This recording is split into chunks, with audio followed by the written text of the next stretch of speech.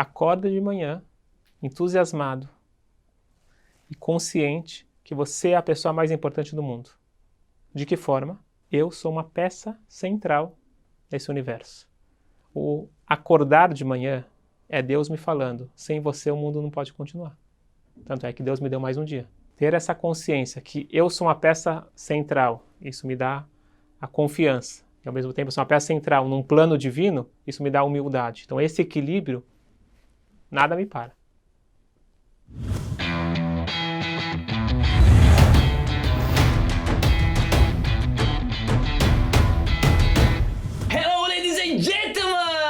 Sejam todos muito bem-vindos a mais um Coencast. E eu hoje, Mr. Coen, tô aqui, mano, inacreditável. Tô com um convidado aqui, da onde? Não sei. Você vai saber ainda. E cara, vamos falar hoje sobre o quê? Hoje o Coencast é épico. Vamos falar sobre dinheiro, o lado místico da vida. Cabala, já ouviu falar nisso? Cara, hoje, pela primeira vez aqui no meu canal, vamos falar sobre isso. Bora? Tá afim? Fique com a gente. Tô aqui com Rabino Ilan. Muito obrigado pela presença, Rafa. Primeira coisa, algumas coisas que ninguém tá acostumado, então tem que explicar um pouquinho. Primeiro, ó, tá percebendo isso aqui? Logo saber o que isso significa.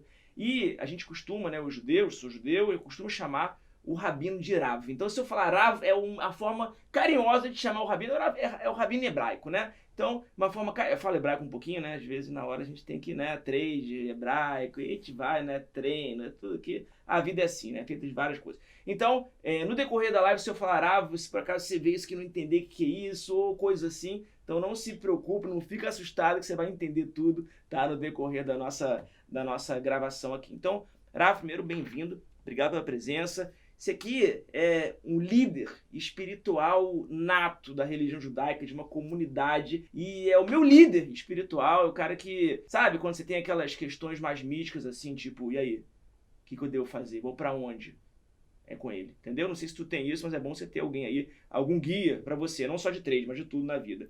Rav, obrigado pela presença, que legal que você tá aqui. Obrigado mais uma vez, fico muito feliz, lisonjeado. É um grande prazer. Que legal. E eu queria começar te perguntando o seguinte. Primeiro, o que é isso aqui? Isso em português seria o solidel, em hebraico kippah, e a ideia é bastante interessante. Eu acho que você passa um pouquinho dessa mensagem nas tuas lives, da importância de saber que nós não somos o dono da verdade. A gente está muito acostumado a achar que a minha cabeça, a minha inteligência está no topo do mundo. E se eu vou com essa ideia, eu vou me frustrar várias vezes na vida. Antes de sair de casa, eu lembro que tem alguém acima de mim. Então a ideia da kippah é sempre lembrar que por mais que a inteligência é importante, eu devo estimular o estudo, o conhecimento, mas acima de tudo isso, tem uma força maior, tem o Criador. Muito bom, que no nosso caso, dos judeus é Deus, né? De todos nós. É o mesmo Deus. Muito bom, muito bom. E então, agora eu queria te fazer umas perguntas, tá? Que é importante para as pessoas saberem. Vamos falar sobre dinheiro, vamos falar sobre o lado místico. Porque assim, segundo T. Harv Eker, né, no livro muito conhecido, Os Segredos da Mente Milionária, a gente tem o lado sabotador. O lado de que o dinheiro, o ser humano, desde pequeno, ele escuta dos pais, dos avós, ou de quem criou ele, de que o dinheiro não é uma coisa boa, só tem dinheiro quem roubou, quem trapaceou, dinheiro não traz felicidade. E eu vivo dizendo para os meus seguidores que não é verdade. Então as pessoas, por si só, quando elas vão entrar numa operação, quando elas vão fazer um trade, né, que é o meu público, eles podem até ganhar, mas chega uma hora que ele se sabota de alguma forma. Se sente culpado. É, isso aí. Porque o subconsciente dele vai falar, cara, você não pode ganhar aquilo, você não merece. Lembra, sem a pessoa saber, né? Mas lembra que você ouviu que não faz bem e você quer ser uma pessoa má, você que é uma pessoa que trapaceou, não. Então vai lá e perde. A pessoa se auto-sabota e perde o dinheiro. E eu queria saber um pouco sobre, existe isso, né? Aqueles dogmas do dinheiro nas religiões, em outras religiões. No caso do judaísmo não é assim. Como é que funciona essa relação, né, do ser humano com o dinheiro? É bom ganhar dinheiro? É uma coisa que é boa pela religião judaica? Né? Será que você tem alguns exemplos do passado que mostram sobre isso? Você poderia falar sobre o dinheiro? Para poder tirar de uma vez por todas a cabeça das pessoas que dinheiro é uma coisa boa. É óbvio que é. Não só no consciente, mas também no subconsciente das pessoas? Acho um ponto muito importante. Tem um livro, Os Judeus, o Dinheiro e o Mundo. Lá ele fala alguns pontos interessantes. Eu acho que essa questão da relação com o dinheiro tem uma influência muito forte da religião. Se você for ver, lá ele fala um pouquinho da origem do cristianismo, ele fala de Jesus, que era judeu, e seus alunos eram judeus, e em dado momento teve a cisão e virou meio que opostos. Eles tiveram que se posicionar contra. Então, no judaísmo, o dinheiro é uma bênção. Jesus, não lembro direito qual é a frase que ele usa, mas ele diz que é mais fácil passar um camelo por um buraco de uma agulha do que um homem santo, do que um homem com dinheiro se aproximar de Deus. Alguma coisa assim, não sei exatamente a linguagem, mas existe essa noção de maldição, de ser algo que te afasta de Deus. Uma pergunta antes. Porque assim, na Bíblia, né, que é o Antigo Testamento, que é o que os judeus seguem, os judeus não seguem o Novo Testamento, né, seguem o Antigo. Na Bíblia você vê diversos líderes espirituais com muito dinheiro. Abraão tinha muito dinheiro, Moisés tinha muito dinheiro, né? Então, logo, faz sentido o que você fala, né? Que mesmo pessoas muito santas e muito próximas de Deus, elevadas espiritualmente, se é assim que se fala, elas também tinham muito dinheiro. Você tocou no ponto importante, a Bíblia. Não sei quanto que o povo hoje em dia sabe da influência que a Bíblia tem no mundo e na economia, na política, em tudo. Eu acredito que nós estamos na primeira geração que as pessoas não têm conhecimento do livro mais vendido e publicado do mundo, que é a Bíblia. Só que tem um detalhe importante. A Bíblia é o literal. A Torá é a Bíblia explicada, comentada e interpretada da forma que o Criador ele passou na hora que ele entregou o manual. Então eu seria igual você hoje, que não é um advogado, pegar um livro de um código civil, você não entende o que está escrito lá. Você pode ler o literal e provavelmente vai interpretar errado. Então você precisa do advogado que interpreta a lei. Não é que ele interpreta de uma forma negativa, ele te explica o que está em códigos. A Torá é desvendar os códigos da Bíblia. Vou te dar um exemplo simples. A lei do talião. Olho por olho, dente por dente. Dizem que isso é da Bíblia. Só que pela Torá, não é essa a interpretação. Olho por olho significa, se alguém furou meu olho, mesmo que for de propósito, eu furo o olho dele de volta? De jeito nenhum. Uma compensação monetária. É isso que Deus explicou que ele disse naquela frase. E uma frase que me chama muita atenção, Lifnei ver lotiten mirchol. Na frente de um cego, não coloque um empecilho. Quer dizer que a velhinha lá está atravessando a rua, você vai lá e coloca a perna para ela cair. A Torá, que tem os 10 mandamentos, que fala não só que você não pode roubar, você não pode cobiçar, você tem que trabalhar o teu interno. Tem que me falar que eu não posso derrubar alguém, colocar um empecilho na frente do cego. Isso tem a ver com negócios, business. Sabe o que significa não colocar um empecilho na frente do cego? Não oferecer para alguém um valor que você sabe que vale muito mais. Você está enganando. Ah, é business. Eu estou oferecendo, ele quis vender. Se você sabe que vale mais, você tem que avisar para ele. Ó, vale X, eu só posso pagar menos do que isso. Você aceita? Isso significa não colocar um empecilho na frente do cego. Então é muito mais profundo do que o literal. Voltando agora para a questão do dinheiro. Uma coisa interessante. O que vale mais? Ouro ou platina? Ouro. Não? Não tem um valor intrínseco no ouro que vale mais do que a platina. Sabe por que hoje se valoriza mais? Hoje não, sempre se valorizou mais o ouro? Porque na Torá, no início, em Gênesis, está escrito que o ouro daquela terra era extremamente bom. Então, já que está escrito que o ouro é bom, então isso ficou na mente da humanidade que ouro é bom. Nós somos muito fortemente influenciados pela Bíblia. Como interpretar a questão do dinheiro na Bíblia? Você me falou que Abraão era rico. Você vê dentro da Torá, dentro da Bíblia comentada, a Bíblia judaica, vamos chamar assim, a Torá. Vou começar a falar a partir de agora da Torá. Com o dinheiro, algo positivo. Mas eu diria que o dinheiro não é positivo. O dinheiro ele é neutro. Eu lembro uma vez que quando começou no início do Estado de Israel, tinha a questão de estupro. E aí decidiram, as mulheres recomendaram, mulheres não andar sozinhas à noite na rua. A primeira-ministra, que era Golda Meir, ela falou, que ridículo, as mulheres têm que ficar em casa? Bota os homens em casa e deixa as mulheres andarem na rua. O dinheiro não é o problema é o ser humano. Como que você lida com o impulso negativo que o ser humano tem? Todos nós sabemos desse problema. Nós temos um impulso negativo. Temos duas vertentes grandes que surgiram como lidar com o impulso. Um é os bárbaros, que a gente chama até de bárbaros, que são aqueles que têm a ideia, não tenho como lidar com o impulso, eu reconheço que eu sou um ser humano frágil, eu sou um animal, deixa correr livre.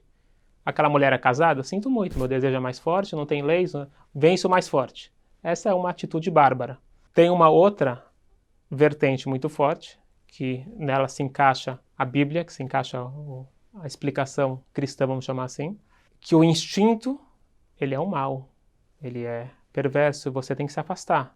A mulher, por exemplo, vem do Satã, então casamento é um pecado.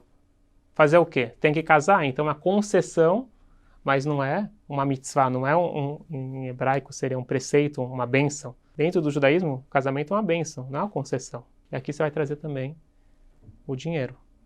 O dinheiro, ele é neutro, é igual uma faca. Você pode matar ou cortar um pão e dar para um pobre.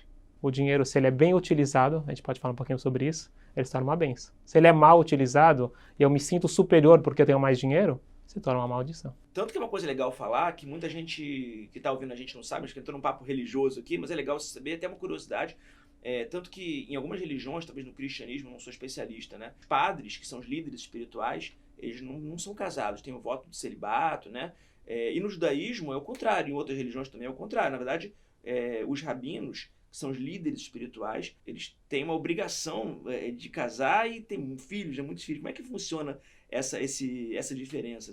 Eu não diria que os rabinos, eu diria que dentro da Torá o casamento é uma mitzvah, um preceito positivo para todos. Sim. E não faz diferença o rabino ou não o rabino. É verdade. Então, voltando para essa questão, como que o judaísmo ele vê? Você tem um instinto que temos que reconhecer que ele existe, e ele nos impulsiona para tentações. Uma forma é você deixar correr livre porque não tem como domar. Outra forma é falar, não, a gente vai reprimir.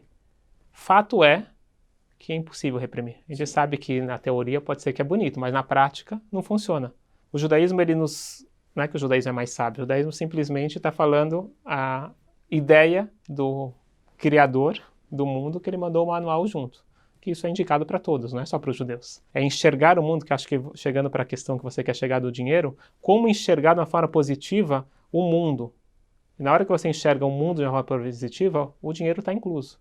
O mundo, ele é um lugar onde Deus nos deu várias ferramentas para fazer o bem, com limites.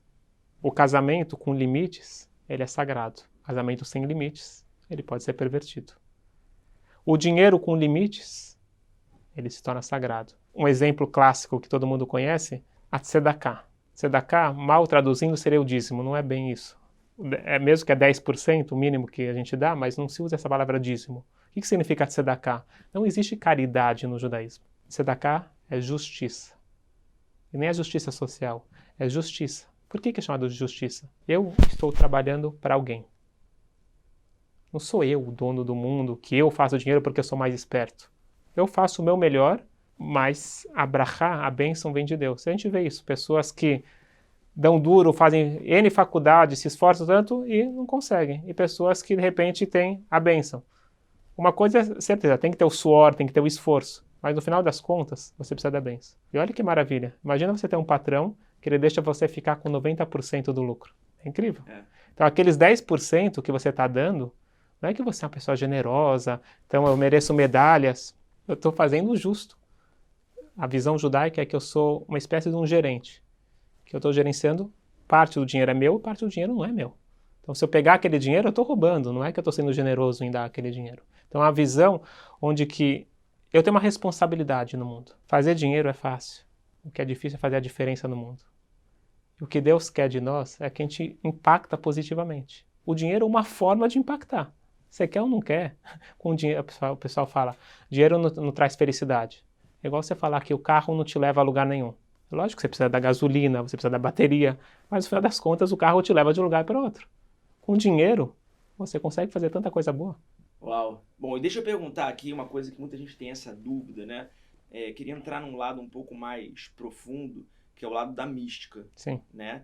Então, primeiro, Cabala ou Cabalá? Que muita gente fala Cabala. Cabala disso, Cabala daquilo, que a Madonna estuda Cabala. Mas como é que se fala? Como é que se pronuncia no judaísmo? Então, o nome real é Kabbalah. O nome de marketing é Kabbalah. Tá bom, então, ó, Kabbalah, pessoal. Tem que você fala, ó, é Kabbalah. Kabbalah não, Kabbalah, tá bom?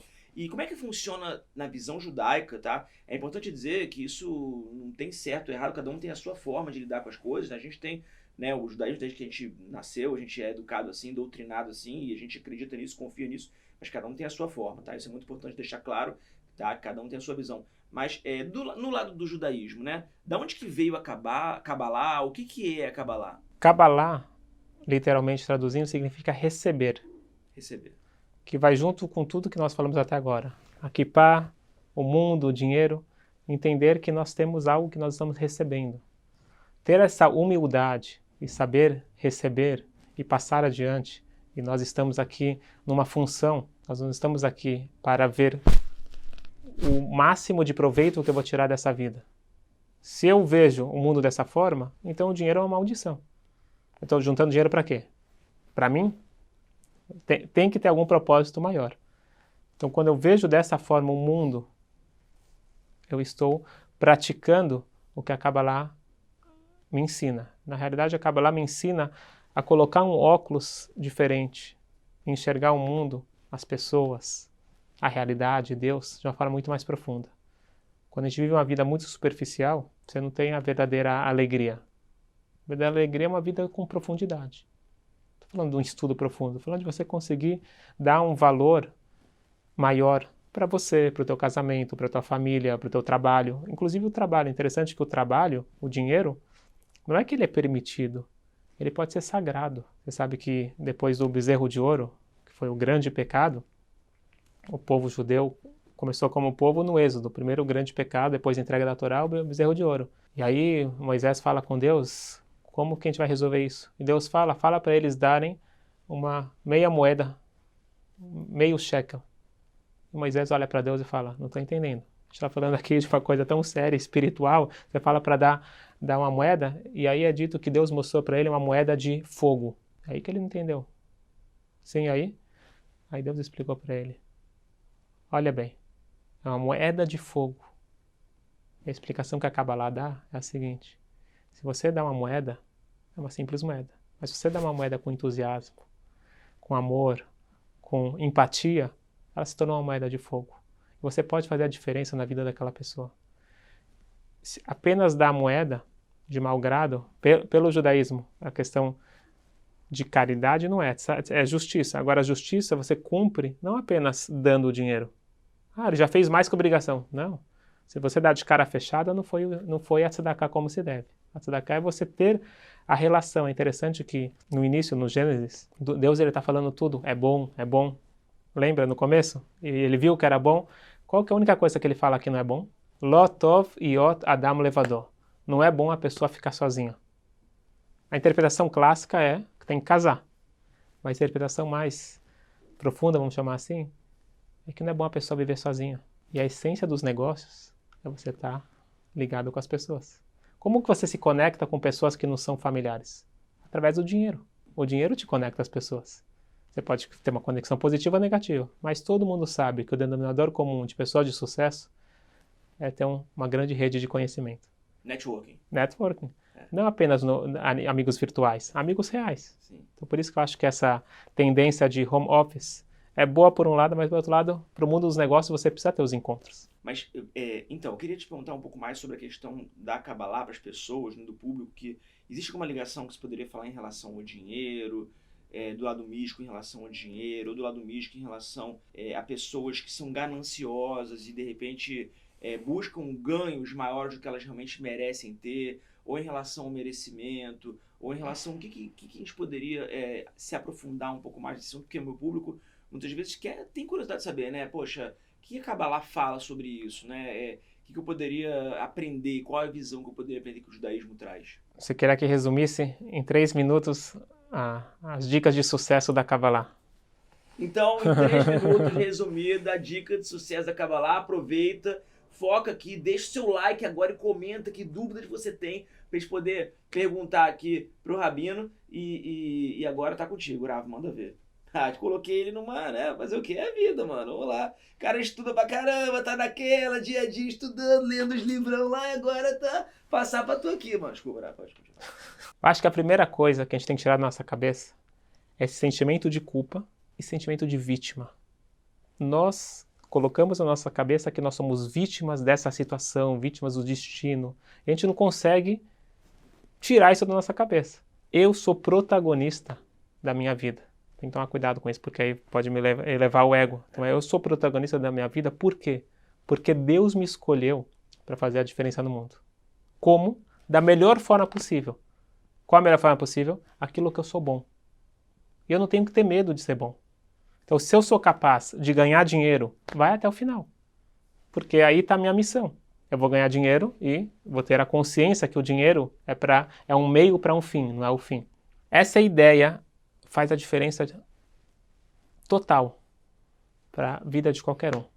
A Kabbalah, se você quer me falar, uma dica para a tua vida da Kabbalah é a seguinte: acorda de manhã, entusiasmado e consciente que você é a pessoa mais importante do mundo.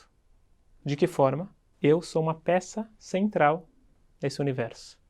O acordar de manhã é Deus me falando, sem você o mundo não pode continuar.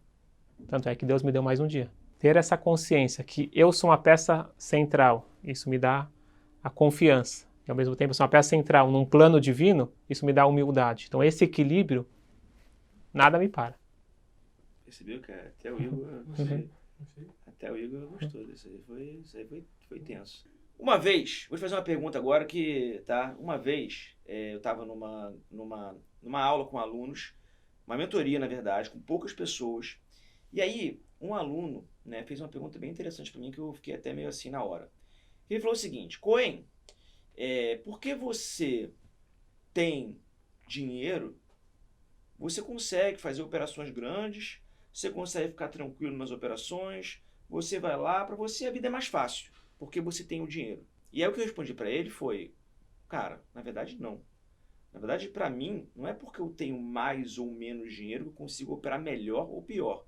E sim, porque eu tenho conhecimento do que eu estou fazendo, porque eu tenho muito tempo já nisso, porque eu não desisti lá atrás, e lá atrás eu não tinha, e por isso eu consigo conquistar com o passar do tempo que eu tenho hoje. E para mim é porque realmente eu me sinto, né, como você falou, Raul, o protagonista da minha vida. Eu me sinto assim, por isso que para mim não tem... Eu quero uma coisa, eu vou buscar. Pode demorar mais, pode demorar menos, eu posso no meio do caminho mudar um pouquinho, porque eu vejo que aquilo exatamente é uma coisa que talvez eu não consiga naquele momento, mas eu vou e busco. Essa é a minha visão da vida. Então é bem interessante porque tem a ver com protagonismo, eu me sinto muito assim. Legal. E eu queria te perguntar, para mim, ele até, como você falou agora, ele parecia um pouco de vítima, ou seja, ele se aproveitou do fato dele talvez não ter ainda numa fase da vida dele que tenha muito dinheiro, e por isso ele não consegue fazer coisas boas, por isso que ele não consegue ter resultados. E eu acho que não é assim. Eu queria te perguntar, tocar nesse ponto que muita gente do meu público vai ajudar muito eles falam sobre situações que eles acabam se colocando na posição de vítima, e acabam colocando pessoas que têm dinheiro como pessoas que de repente é mais fácil para elas pelo fato de elas terem. Então existe alguma ligação que a gente poderia falar sobre isso? O judaísmo ele fala sobre 2 testes. A vida não é fácil para ninguém, mas você tem o teste da riqueza e tem o teste da pobreza. O teste da pobreza não tem muito o que explicar, a gente sabe o que significa o teste de você não ter para pagar aquilo que você precisa, o mínimo. Agora, o teste da riqueza, ele não é menos complicado, pelo contrário, ele é bem mais difícil. Porque no momento que você tem os bens materiais e sobe para a cabeça o dinheiro, você está falhando naquele teste. Então é muito mais fácil você falhar nesse teste. E por isso que dentro do judaísmo, uma coisa que parece um pouco polêmica, está escrito no Talmud que você deve honrar os ricos. Então, olhando de fora, parece uma coisa, que é isso? Está bajulando os ricos? Falando, não, você tem que honrar os ricos. Não nesse sentido. Quem falou isso era uma pessoa milionária, um dos sábios do Talmud, que ele era milionário, e ele falou isso. Rabi Yehuda Hanassi. Ele falou, você deve honrar os ricos. Por quê? Porque se ele é rico e ele consegue passar nesse teste, você merece tirar o chapéu para ele. Se ele consegue ter essa consciência social da justiça, entender que ele é um peão, e ele faz a sua responsabilidade ao máximo, você tem que bater palmas para ele. Uma vez um seguidor meu, há pouco tempo, né, falou assim: Cohen, você tem ideia da diferença que você faz na vida das pessoas, como você transforma a minha vida e várias vidas de alunos aqui, que se já parou a pensar nisso? Aí eu respondi para ele: ó, eu prefiro nem pensar nisso, porque é uma forma que eu tenho de me deixar com o pé no chão e saber que, né, eu sou eu e tem alguém acima de mim, eu não sou nada, eu sou só uma peça aqui, né, no tabuleiro. Então Parabéns. Eu penso muito sobre isso, eu ajo muito assim, isso me ajuda muito a me manter um lado de equilíbrio. Eu queria encerrar... Mas eu queria só incentivar... Eu não quero encerrar, calma, desculpa. Eu queria incentivar, já que você falou do teu papel, acho que teu papel é muito importante. Nos últimos anos eu vejo essa questão de educação financeira. Falando a realidade, quem é que está mais sofrendo hoje em dia com essa pandemia? Quem não se preparou, quem não poupou. Então é muito importante. Então, voltando para o início que você falou dos pais, os pais têm que ensinar seus filhos educação financeira. Não tem nada de errado. A gente parece um tabu. Tanto é que se pergunta para alguém, quanto eu te devo? E a pessoa meio fica sem jeito de falar. A pessoa tem que se valorizar, não está fazendo nada de errado. Parece que a pessoa está roubando quando ela está falando quanto que... Verdade. Para mim, eu vejo muito isso eu aprendi com a Torá, com o judaísmo. Para mim, a gente sempre, eu já falei várias vezes, né? Você tem que ter... você não pode nem ir muito para a direita, nem muito para a esquerda. Depois foi cunhado aquele ditado, né? Nem tanto ao céu, nem tanto à terra, né? E a gente aprende isso de outro sábio judaico, Maimônides. Caminho do meio. Caminho do meio, né? E o caminho de ouro, né? O equilíbrio. Então, o trader, o investidor, a pessoa, o ser humano, ele tem que agir nesse lado equilibrado, lado de que não é nem para um lado nem muito humilde, nem muito também, né? O cara que prepotente se acha arrogante. Então, eu queria encerrar isso, trazendo essa mensagem. Se pudesse falar alguma coisa sobre essa mensagem do Maimônides, do caminho do meio, do equilíbrio, o equilíbrio da vida, como ele é importante para poder manter uma pessoa disciplinada, uma pessoa na linha, que é o tal trader consistente. Porque o trader consistente, que todo mundo busca, consistente. Como é que eu me torno um trader consistente? O trader consistente, para mim, não é o cara que ganha muito dinheiro, é o cara equilibrado, é o cara que respeita aquilo que ele se propõe desde o início, mas consegue respeitar até o final. Isso a Kabbalah pode ajudar muito. Para judeus e não judeus. Todo o processo não é de fora para dentro, é de dentro para fora. Se eu conseguir encontrar minha harmonia interna, isso através do estudo, da meditação, é um processo. Você vai construir uma confiança em si mesmo, que é baseada numa confiança em Deus, e aí sim você vai ter força, vai ter ambição e ao mesmo tempo a humildade, vai ter esse equilíbrio. Mas se for o que é chamado hoje os atalhos, então eu vou fazer uma dica aqui, uma dica ali, não vai resolver, porque na hora do vamos ver, você não consegue se controlar. Então é um processo. Você pode indicar depois, todo mundo está convidado para assistir às aulas de Kabbalah. Como encontramos o Rabino Ilan nas redes sociais, por favor, Rav? Basta escrever Rabino Ilan que você vai achar. Escreva Rabino Ilan no Instagram, no YouTube, que tu vai encontrar o cara que a gente teve a grande prazer de conversar no nosso Coencast de hoje. Se tu gostou, deixa o teu like, se inscreve aqui no canal, obviamente, para receber mais conteúdo, e comenta aqui embaixo o que tu achou da nossa grande gravação épica do dia de hoje.